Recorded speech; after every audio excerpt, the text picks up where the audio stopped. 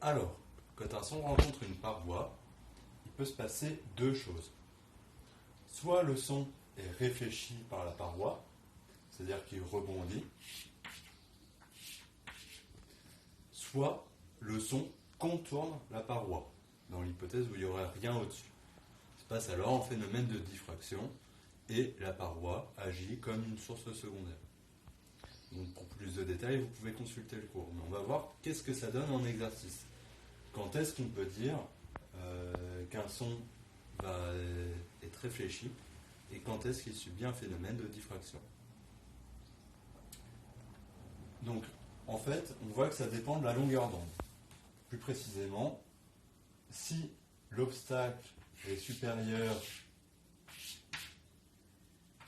à 10 fois la longueur d'onde, dans ce cas-là, l'obstacle est gros par rapport à la longueur d'onde de l'onde sonore. Et dans ce cas-là, il y a réflexion.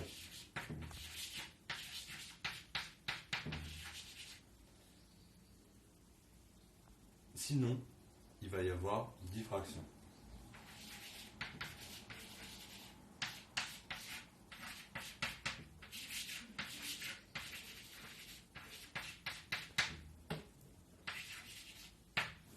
Donc ici, à quoi ça correspondrait? On veut que la longueur d'onde soit plus petite que le dixième de la taille de l'obstacle. Notre obstacle fait 2 mètres, divisé par 10. La limite va donc être une longueur d'onde de 0,2 mètres, c'est-à-dire 20 cm. Mais là, dans les données de notre exercice, on ne nous donne pas la longueur d'onde, on nous donne uniquement la fréquence. Il nous faut donc quelque chose qui va lier la longueur d'onde, la fréquence et éventuellement certaines constantes qu'on connaîtra dans tous les cas. Alors, c'est la formule la plus habituelle. On va garder ce résultat-là dans un coin. Donc s'il y a une formule de tout le cours que vous devez connaître, c'est celle-là. C'est la longueur d'onde lambda est égale à la célérité d'une onde divisée par la fréquence. Or, la célérité d'une onde, dans le cas d'une onde sonore, on la connaît. C'est la vitesse du son, c'est 340 mètres par seconde.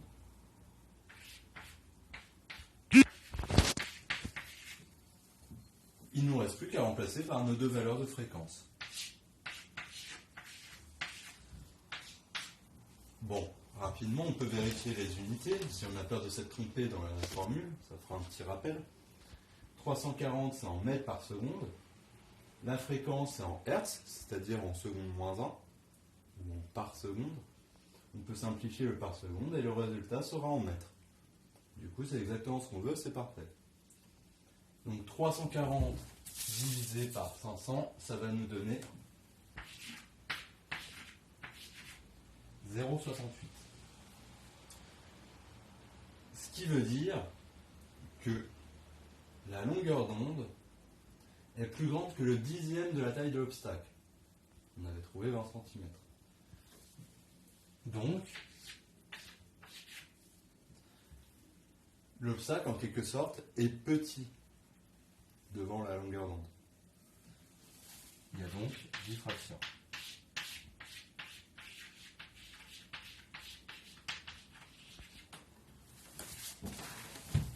En revanche, dans le cas où f vaut 2500 Hz,